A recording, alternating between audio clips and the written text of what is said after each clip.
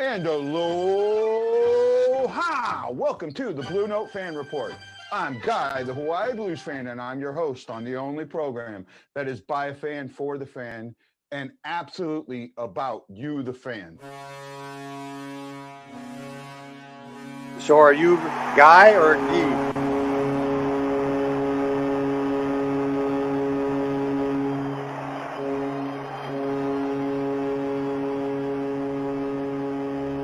Ed Danowski. You're not in Hawaii? I wish. To Mr. Gary Younger. Hi, Guy. Hey, sir, how are you? And Brock, how are you doing? Doing great, sir. Doing great. Honored to have you on the show.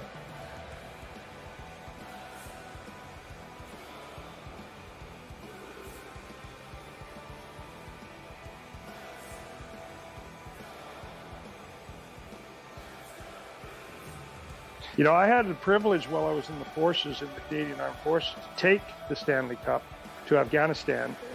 Only hockey fans would deploy to Afghanistan where it's 105 to 135 degrees every day, and they'd take their hockey sweaters and play ball hockey. This is a year for the Leafs. The Leafs are going to win it all this year. One of the players down the line said, "You got to be kidding. The Taliban got a better chance of winning the cup."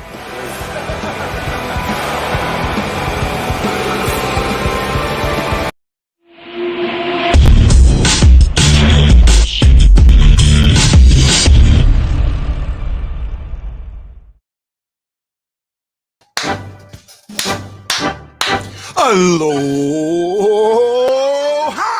Welcome to the Blue Note Fan Report. I'm Guy, the Hawaii Blues fan, and I'm your host on the show that is by a fan, for the fan, and you got to know all about you, the fans. Have we got a great show for you today? Yes, I do. I have a brand new guest. She is a brand new podcaster. We've been talking a little now. She got her podcast out today. I loved it. I sent it out. She is Katarina, but she asked me to call her Kat. Her show is called Her Hockey Angle, and she could call it Her Hockey Angel because she's an angel. Please give a great big Blue Note Fan Report welcome to Katarina. Kat. So close. Hi. What's going on, everybody? Nice to be here. Hey, hello. Welcome to the show. I'm a little nervous, so please bear with me. Oh, hey, no. Don't be nervous at all. And you know what? We can't have a Blue Note Fan Report without Brock Benner. Hey, Brock, how you doing today, buddy? Hey, look what I've got. I got us another new podcaster that might come into the STL Fan Report Network. That isn't it, the Fan Report Network? Isn't that cool? Right? That's and awesome. I gotta hand it to her. Like a weed, man. Hey, you seen her show today, right? Oh, Yeah, good stuff. Yeah, it really was. You know, we enjoyed it, and we wanted you to know that. Oh wow, my comments are going through the roof. So let's Thanks, get caught up on our. No. Hey, we're gonna get you as soon as I get caught up in comments. We're gonna let you tell everybody about who you are and what you do and all that other fun stuff, and then we'll talk about this game today. So I got my Wild fan already in here. Ian, how you doing, buddy? Well, I've meditated and I don't feel as bad as I did yesterday. I'm expecting a bounce back from the Wild. Well, they may bounce back, but I think they're going to bounce backwards, not forwards. The third period last night felt like a playoff game. So fun. Oh, you're so right, buddy. You're so right. Check out Score North. I'm affiliated with them. They're a Minnesota sports show. They made me feel 10 times better after that loss. You know what? Hey, I'll check them out. I don't mind. I got a Ducks podcaster coming on next week. You know, we already talked about that, and I'm trying to get me in my camera range here. I kind of moved things. Ashley Jones is here. Hi, Tanner says, hi, Kat. See, I got a lot of female viewers. They're going to enjoy your perspective. Trust me. Oh, I hope so. So excited to have you on. Don't be nervous. Ian says the Brockster. Hello, Brock. Guy is a huge goofball. Don't be nervous. Welcome. She's hilarious. I'm following on YouTube now. See, I told you I'm going to get you viewers. I'm going to get you hecked up. Relax, Kat. Just have some fun. And he said, not affiliated. Well, hey, Ian, you know what? I appreciate, and I'm actually starting to do a lot of this. I'm getting a lot of fans from other teams watching our show, right? That is awesome. Telling you that telling you that they like what we've got to say. And that's the greatest thing about it. So, Kat, tell us all about yourself. Fan. You got into it. You got into it. Oh yeah, I did. We'll talk about that tweet. Oh, did you? Oh, so this guy said something about Brad Marchand and how great he was, and I said, "Oh, another Boston person who drinks the Kool-Aid." And he comes back and says, "Oh, you're salty." My comment to him was, "I spent 20 years in the Navy. I piss salt and crap barnacles." So yeah, that's this is the fun of it, and I think people will enjoy that. But hey, tell us all about yourself. I am from St. Louis originally. I was adopted from Russia, so hockey kind of runs through my veins. Grew up in Chesterfield and overseas. My brother played hockey almost his whole life. I was obsessed with watching him, and when he turned goalie, I kind of set my passion into goalie analytics. Everybody jokes that nobody likes the goalie on the team, but happens to be my favorite. And I am now living in Los Angeles, currently working in TV programming and obviously trying to get into my biggest passion, which is just ice hockey. All damn day, every day. I constantly just want to talk about it all the time. And that's why I created the channel, specifically so I could do that and discuss with more people, and specifically women, what they like and what they don't like about the game. So sorry for my fast talking, but oh no, you're fine, and we appreciate you. And I got to bring in the man, the myth, and the legend from the drop, Mr. Lance Scott. How you doing, Lance? Hey, Guy, how are you? Hey, pretty good. Have you met Kat? Nope, but I watched her video that you linked to, and pretty good. It's nice to have you on, Katerina. Thanks, guys. I feel very welcome. And one thing, real quick. I was born and raised till I was about 6-7 years old. I was born in Indio, California, and lived in the Palm Springs, Coachella area. Oh, I'm sorry. Yeah. It's gone way down. It's much worse than it was in the 70s. Although at Indio grade school, I was getting knives pulled on me when I was 5 and 6 years old. So good times. You're going to have to send me some Del Taco hot sauce, because I miss Del Taco greatly, and Der Wiener Schnitzel. So you got to send me some. I agree with you there. I think Del Taco over Taco Bell any day. Oh yeah, every day. Thank you so much. Now I love you to death, and we can just go on from here. Fantastic. Let's get it rolling. No, this is great, and thank you all guys for showing up today. Let's get into it. So I'm looking at. Say again. In and out. In and out. In and out burger. In and out burger. I've been to In-N-Out a couple of times, and I can take it or leave it. For me, if you want a sandwich, and I'm not talking just a burger, I'm talking a sandwich. That's a Lion's Choice sandwich. I will take a Lion's Choice sandwich over anything. I agree with you, though. My mom's watching. She's going to die because she knows how much I love Lion's Choice. Oh, my God. I worked at the Lion's Choice in Bridgeton, not where the one located now, where it originally was, where the driveway is, back in the 80s before I joined the Navy. That stuff goes through my veins. There's a big salt stain on the street where it used to be. There's a big salt stain on the street where it used to be. Yep. That's how salty that stuff is. It's terrible for you. Thank you, Brock. I don't like it. I don't like it either. I think they're way too expensive for what they have. If they were cheaper, I might like them better, but I'm not about to go pay $6.99 or $7.99 or close to that for a roast beef sandwich at Lion's Choice. I'm just not going to do it. I agree. They're expensive. I do agree that, but I love them. And Ian, yes. Hey, real quick, is this a hockey show or a food show? It's a little bit of both. Called out. No, I was going to say. I was just going to say, Katerina, that it's a little bit of both. We talk about everything. Yeah, we got Carl from up here. We got Carl from up here. That's all we need. You right? Oh, come on, that was funny. Oh, by the way, we got Arizona sports guy who is in absolute disarray and He's like, heck, go Blues. So yesterday he was on our show wearing a Wild jersey, going crazy. Wild were winning, Wild lose. He watches his Coyotes lose, and now we have that amazing 3-point advantage with 3 games in hand. The playoffs are the Blues to lose. That's all there is to it. So I got to ask you guys, are you confident the Blues are going to make it in? I'll start down at the bottom with Brock. Yes, because here's why. I think as I looked at the game last night, the top line of Minnesota was that Greenway, Erickson, Elk line. But beyond that, they weren't getting a lot of production. I thought that the Blues really did a great job. And again, we were getting production from our third and fourth lines. To me, I just played the numbers. I thought, you know what? In that game where we blew them out, we came out and we got some scoring from all the lines. Obviously, after the third goal, it was a blowout. But the fact is, I think that we kind of know the chess game with them.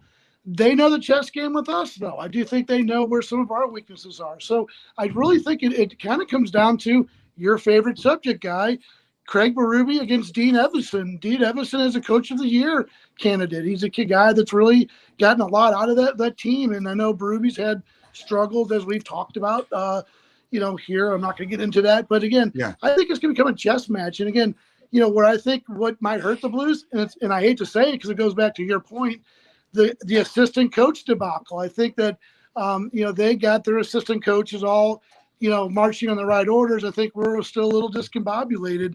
I think in a tight game down the stretch, that could hurt us. That could come back and bite us. Oh, I agree. I'm with you all the way on that. Okay, Katrina, your thoughts?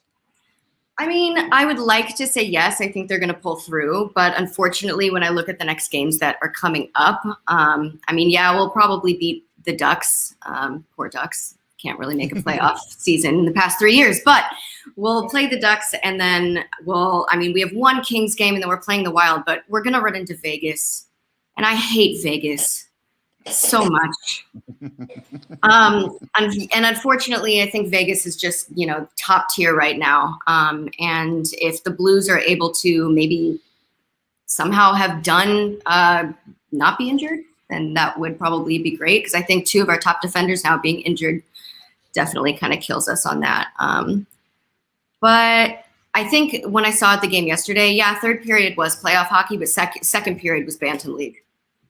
And we have to be consistent. And I just don't think that we can do one good period, one bad, one good period, and then, chalk it up to just, that's hockey, when in fact everything is strategic.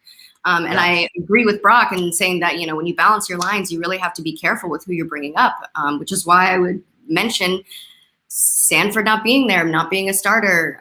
Does that have an impact on us winning the last 3 games? It helps. It absolutely helps. What do you think? What do you think there, Lance?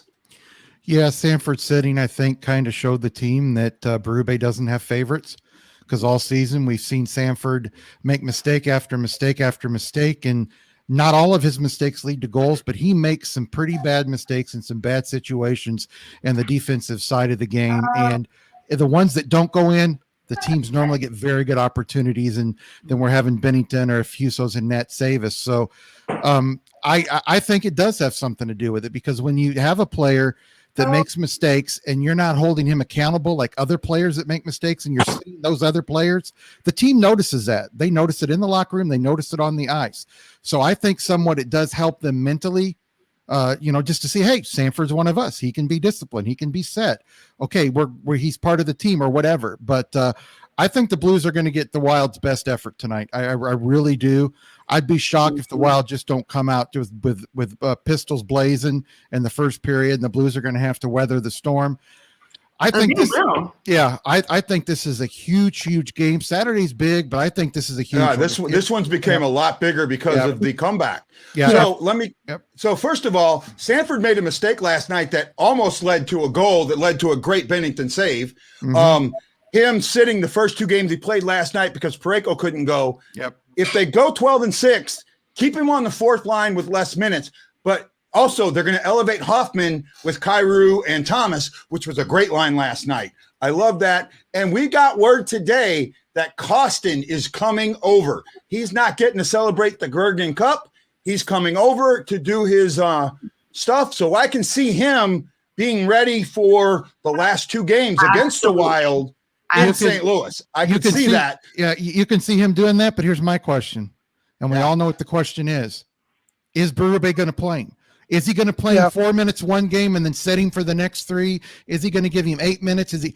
Berube does not like rookies. He just doesn't like young players. The only one I think he has liked since he's gotten Kyrou. He loves Kyrou. Yeah, but he sat him. Look at what he's done to Kyrou over the last 2.5 seasons. He's really limited.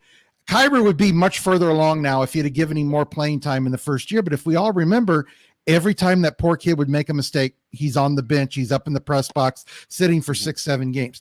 And I know from playing this game as long as I have, you have to let those young guys make mistakes. As long as he's not costing you games day in and day out, you've got to let him make those mistakes. It's how you learn. It's just like a child. You let him make mistakes, and that's how they learn from their mistakes. I hope he does give him a chance and play him, and I hope if he makes a mistake, he doesn't sit him automatically, because this kid's got something to offer. He's big and scrappy. He's fast. He's got great hands, and he's got great vision. And a lot of people call him Keith Kachuk. He's not Keith Kachuk. He's nothing. Nothing against Keith Kachuk. I'm sorry to say it. This kid has a higher ceiling offensively than Keith Kachuk ever had. And I'm not saying that Let's hope I think so too.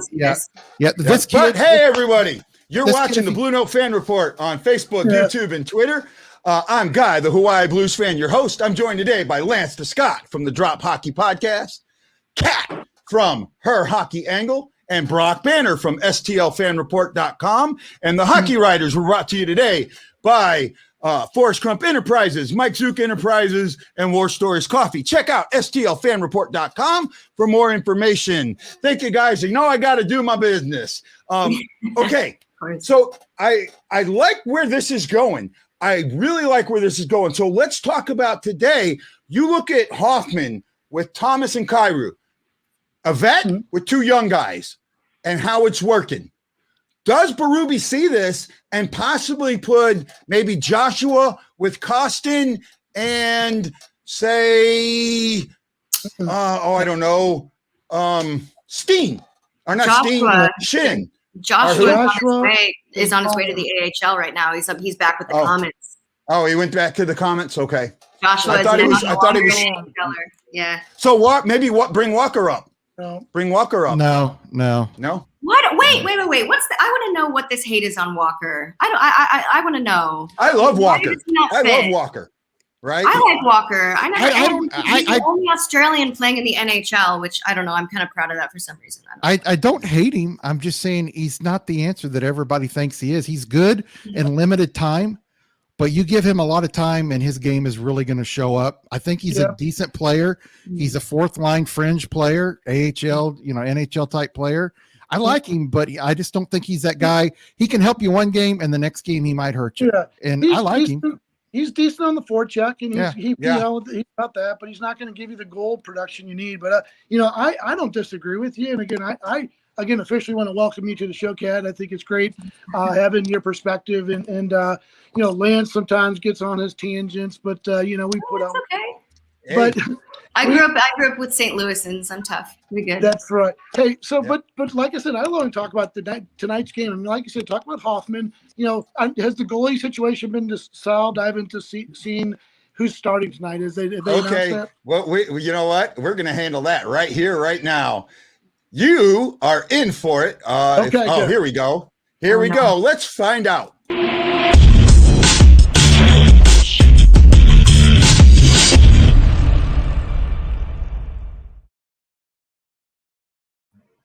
Today, after the pre-game meeting, Coach Craig Berube was asked who would start in goal. His answer was, it'll be a game-time decision. That has everybody wondering, who is going to start in goal?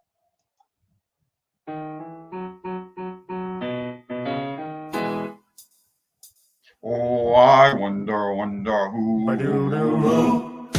who's going to start in goal? Tell me, oh, who's going to start in goal? I've got to know the answer. Is it Bennington or Rousseau? Oh, I wonder who's going to start in goal?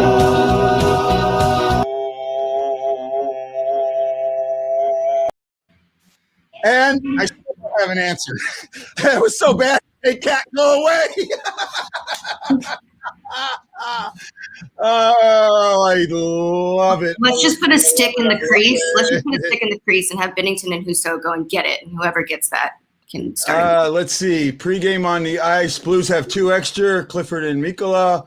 Husso leads the Blues out and he's your starter tonight. All right. Wholesome Husso. Wholesome Husso Right? is what I like to call him. This baby-faced, wholesome rookie who's got a lot ahead of him. I just hope he can take the pressure because I have no idea how he's going to live up to Bennington's terrible misses. Yeah. It was great. I like to see him. I think he's got so here's it is.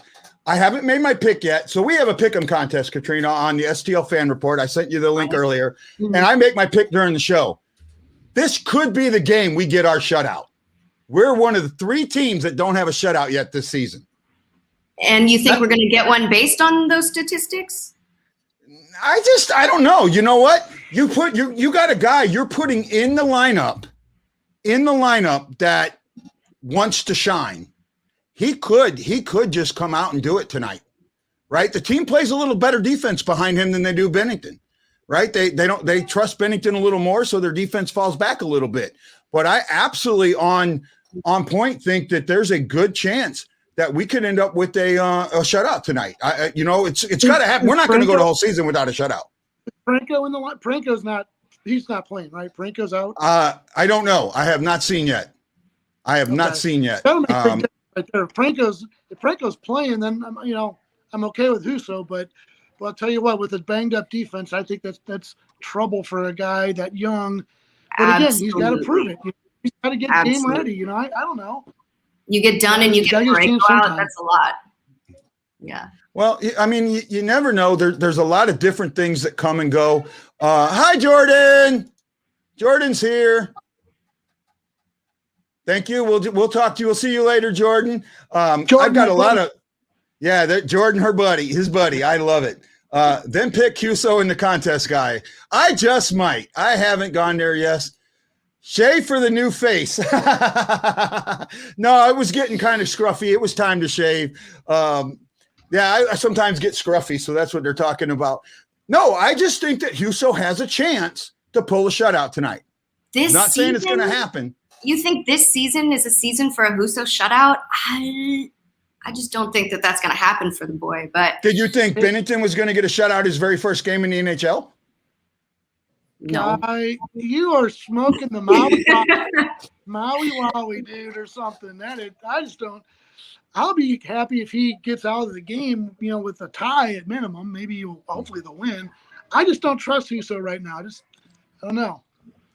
Well, I'm trying to see what I can find out about lineups right now. I haven't seen anything I haven't seen anything yet. I'm keeping up on my Twitter. Oh, here we go. Scandella, Falk, Krug, Pareko, Mikkola, Bortuzzo. That's your defense. Okay. So I'm waiting on the lines. Someone said that they didn't see Tarasenko on the ice during warmups. For some reason, mine hasn't come on yet. I'm getting no. Oh, is it? Today's not a national game, is it? No. No, I'm getting no feeds on. I see Tarasenko line 2. Yeah. Okay, there we go. Yeah. I got it. Yep. Okay. So I haven't seen the actual on-game lineups. For some reason, my NHL network is not letting me go. Mm-hmm. Pronounce Krog. Yeah, I say it bad. I'm sorry. Give me. Ashley says, by the way, Lance, since Brock is up, you remind me of Duke from The Secret of Life. It's the Secret Life of Pets. Yeah, I forgot to tell you about that. You left yesterday when that came out. That's all right. I don't care. Yeah, I look like the old man from Up. Hey, I'm glad that people just recognize me. I don't care what they think I look like. So there we go. We all love you, man. No, I'm excited for tonight. I'm excited to see what's going to happen. I think that third period really lit a fire under this team and showed this team what they can do. I'm expecting them to. You said you think the Wild are going to come out on fire. Yep. I think the Blues are going to come out on fire. Mm-hmm. I would not be surprised to see Shin hit somebody very, very early. You know how he started fights? He's had a couple of fights in there. I would not be surprised. My kid said Lance looks like our bulldog Butcher, named after Garth Butcher. I'll take that as a compliment. Yeah. Yeah, you know, Guy, I think Shim would probably do that if they lost in a bad way last game. Shim would come out and probably fight somebody quick or put on a big hit or something. But I think since they win, you kind of want to get off to a big start. You don't want to take a chance of getting in the penalty box. You want to have your best guys out there. But I do agree that if they were probably behind the 8 ball and had lost a couple games, he would definitely think of doing that. And you know, for me, it's the second period. I mean, let's the elephant in the room. You know, can they survive it? You know, they haven't been able to do that, and that's something they have to be able to show me. They got to play the full 60, not 40, and you know, I'm still nervous about that. I just until I see it on a consistent basis, and then for me, the whole situation of do the guys really need to get fired up at this time of the year? Like, what is the motivation? Is it to make the okay? playoffs? Breaking news! Tarasenko is out with a lower body injury. Wow. Tarasenko is out with a lower body injury. That is from Jim Thomas, and it happened. Came out at 1:40 my time, which was like 2 minutes ago. That is a up to date right now Right treat. here. Yep, I see it. So It's like from it's St. like Louis Blues. Vladimir Tarasenko has lower body injury and will not play tonight in Minnesota. So that's a scary thing. But you know what? I'm really not worried about it. I think this is still a step up team. I'm not going to sit there and go, oh no, Tarasenko's out, we're going to lose. No, this is a step up team. Next man up. They've shown that in the past. It's been tight, but we know they can do it. So let's keep the positivity going. Right, now, but do we want to be losing in a tight way when we know we're going into playoffs potentially with some of the best teams in the entire hockey league? Do we really want to barely make it so that we just embarrass ourselves in round one? It's not just about surviving, and we have to be completely consistent on every single period, and we need scorers from all up and down the lineup. Like Berube said, you can't just leave everything to the top guys just because people are injured. So I agree. Yep. It can be a step up team if they step up, and I would love to see it because I love their momentum that they have now. But as we all know, this is the most predictably unpredictable game, and when certain things like this happen with Tarasenko, one can only hope. But I still don't know. I think it might be 50-50, but I'm not going to give a prediction on goals just yet. I have to wait a little bit for that, for sure. Yeah. I don't know. I mean, you got to look at it in a couple different ways. Mm-hmm. The Blues are in the driver's seat. It's up to them to finish the season. Yes, absolutely. Yeah. I agree with that completely. Now the ball's in our court. It's up to us to figure out if we actually want to perform or if we want to choke and get nervous. And sometimes we play lower level teams at their level, which is extremely frustrating. Extremely frustrating. I heard on the radio, Chris Kerber was talking about, he said the Blues have to just go 500. If they go 500 the rest of the year, they're in the playoffs. Yeah. So that puts a different spin on it. It takes a little bit of pressure off. They can run play. They don't have to win every game. But, again, they have to just stick to it. They got to finish 500. They can't do any worse than that. And that's not a bad position to be in. I agree. It's not. Yeah. And I get your point about not just, we don't want to back into the playoffs when they come into the playoffs strong. I think the one good thing is the last 3 games of the season, because we'll know. It'll either be you got to win 1, 2, or 3, or you're already in. So we'll know because Phoenix will be done. We'll know. And we've got that game against LA in LA. That could be a fun one. But we have the last 2 Minnesota games at St. Louis. If one of those two, and Minnesota's already going to have their position, they're going to have nothing to play for. Really, I think they'll already have their position. They won't have a chance. I don't think they'll be able to get into second or first. So their position will be done. And, they're going to rest guys. I think this Blues team, I'm telling you right now, could do some damage in the playoffs. I'm not, and if you look at it on paper, not performance that we've seen, but you look at it on paper, they still match up very well against every team. I'd like to have 91 if they perform. I'd like to have 91. I'll tell you that. I'd like to have 91 on that too. Oh, I agree. Lower body injury could be just a sore foot or something like that. I don't think this is something that's going to be out for more than a game. Yeah. Right. I think I could see him back on Saturday. Yeah. Hey, Guy, I want to Yes, ask sir. Lance something. I wanted Kat to jump into. So you guys were talking about that LA game, and everyone's kind of blowing that off. But LA is a very veteran-laden team. Guys kind of playing. I mean, don't you think these guys like Dustin Brown and Drew Dougherty, they kind of live to play that spoiler role, and I kind of think that they might show up to play the Blues and might really try to do, if they're in position to be the spoiler. Again, hopefully it doesn't even become an issue. But does that series worry you at all? Yeah, it worries me a little bit because the Kings always seem to play the Blues well, and like you said, they got veteran leadership there, and they don't like to lose to the Blues especially, and we always get their best effort. I'm expecting a very hard game for the Blues, and I know their personality as a team out there in LA. They would love to spoil it for the Blues. They would love to make the Blues play them extra games that mean something. Those guys out there are proud. They haven't been good in several years, but they've got some really good young guys. Quick's on his way out eventually, but Peterson is going to be a really good goalie, I think, and they're going to give the Blues a hard time, and I think Kat would agree with me. Potentially, yeah, but I think the only young guy really that shines for me is Austin Wagner. I think he's the only one on the team that's really kind of improved in the last few seasons. And Doughty as well, but Doughty's a little bit of a hothead too. I think sometimes his leadership can be compromised.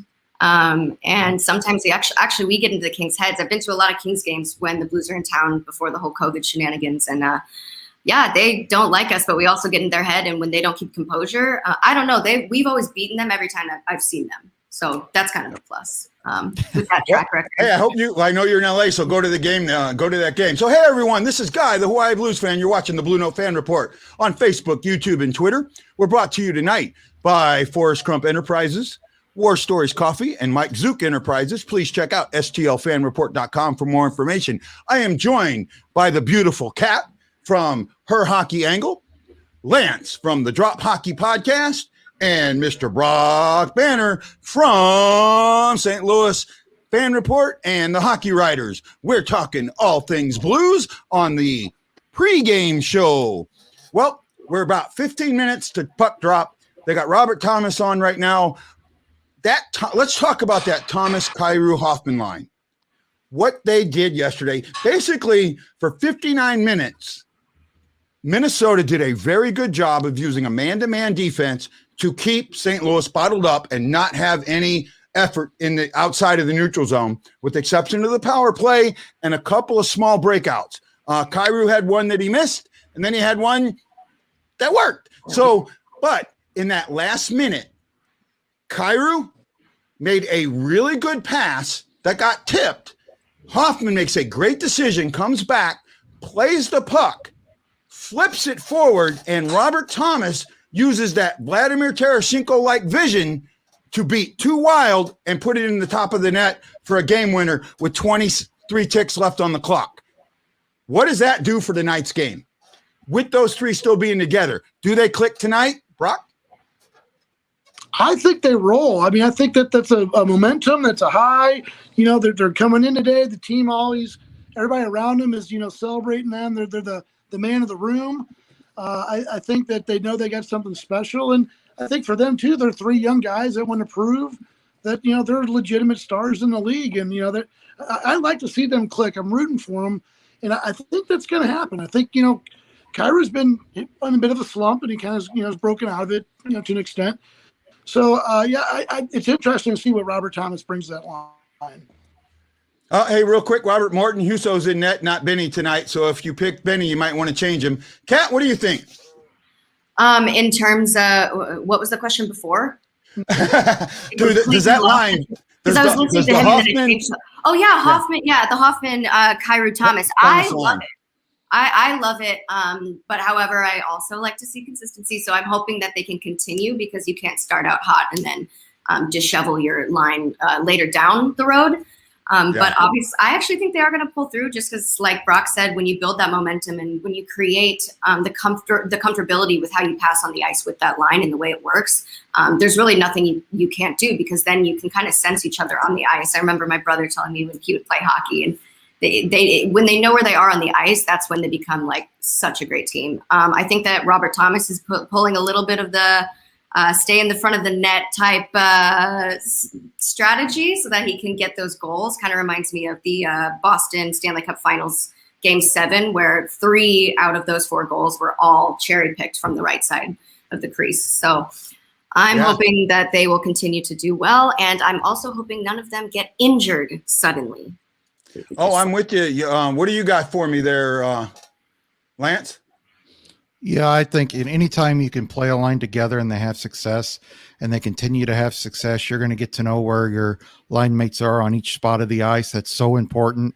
And, a lot of people don't realize until they see it a few times what great hands and vision Kyrou has. In my mind, he's got a lot of the same attributes as a center. He does shoot, and sometimes he waits too long to shoot. That's his inexperience. But he knows where a lot of guys are on the ice. It's great vision, and I think if they keep playing them together and they have success, it's only going to get better for them. Yeah, this game for me is all about that line. I think that line can elevate the rest of the lines. I think that it will open up the neutral zone a little more, because if they're getting through the neutral zone, the other lines see it and they'll do the same things to get through the neutral zone. That puck flip that Hoffman did to get it through the neutral zone was huge. What it did more than anything else is it opened up Minnesota. If you notice when Thomas went through, Minnesota's defenders actually backed out because of the puck flip, and that opened up that lane. They couldn't get in to close that lane on him, and he, one-on-one. And the other thing is Kyrou's got to finish breakaways. He's had 3 or 4 breakaways that he has not finished, and everyone said if he just waited a little bit, he'd have scored. He's got to be a little more patient and finish those breakaways. I agree. He needs to pull back a little bit more before he has to wait till the goalie drops, and he never does. He never waits until the goalie drops. Yeah. Okay, I gotta bounce out here in just a minute, real quick. Okay. So where I'm at, David Perron. I'm riding that train. I love David Perron. I'm gonna root for him every chance I get. Is that who you think is going to score first? I want to know who we all think is going to score first. I think I picked him in the contest today to score first. Yeah. Praman. I'm going. I'm picking Hoffman. I think Hoffman. I mean, I know that's the safe pick, but just I've called Hoffman goals all season long, and I called that power play goal that he scored at the 3rd period. Just before we went off the air, I asked everybody what was going to happen on we do an intermission show, so I'm hoping I got you for that one, Katrina. Because it's and if I'm saying it wrong, I apologize. I'm not offended. It's okay. Okay, so I'll stick with Kat. Guy likes to make predictions, and then when he's right, he likes to gloat about it and make us all feel like idiots. So I don't make you feel like idiots. I just get to like gloat. a hockey fan, Yeah. Hey, so I get to make my pick. I don't have time to do it on the show because it's coming up. I'm going to go Blues 4-2 Hoffman. That's my pick. It'll be up on the website here shortly. Thank you so much, Katrina. Katarina. You're good. You're good. It's fine. Thank you for having me on here, and thank you for everybody. Will we have you at intermission? Will we get you at intermission? I'm sorry. Will we get you? Yeah. Okay, so now you'll get that link really late because it's hard for me to set it up. I can't set a time. I set one up, but just watch the game, and I'm on about a minute delay, so sometimes I'm a little behind. Yeah. Right? That's all good. Everybody go grab your beer, wear your lucky jerseys. Let's win this damn game, and let's hope that our boys pull through. Yep, and we can't wait to see you all on the Intermission Report. This is Guy, the Hawaii Blues fan, saying aloha, mahalo, and I'll see you on the next Blue Note Fan Report. Aloha.